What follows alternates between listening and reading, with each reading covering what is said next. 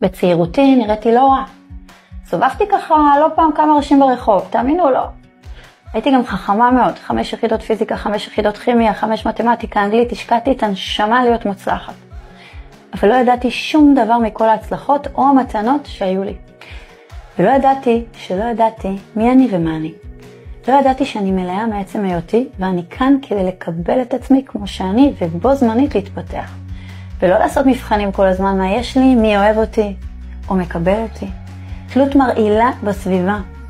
התייחסתי בעיקר למישור פיזי וקונקרטי בחיים שלי, ולא הייתי מודעת בכלל למישור אנרגטי, תודעתי, להקשיב ללב שנקבר במרוץ האינסופי.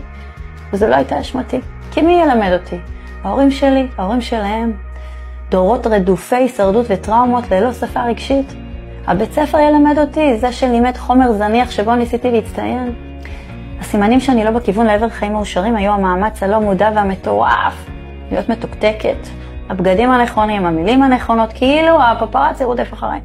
לא יוצאת בלי ליפ גלוס, אז זה היה. אפילו לא להוציא זבל.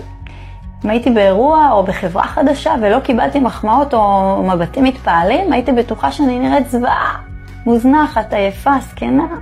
ילדה בת 15-17, כן, מרגישה כמו בת 40. אז זה נשמע לי, זה כן 40, אני בת 50 עוד שנייה.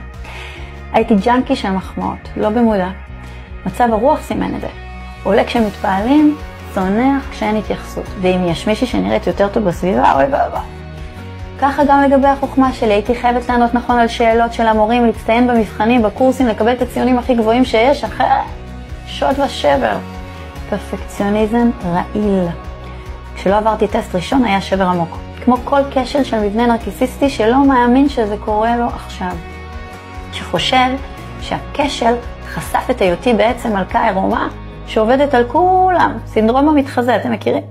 בסוף יעלו עליי שאני בעצם כלום ושום דבר. לא גיליתי לאף אחד שלא עברתי טסט, התביישתי.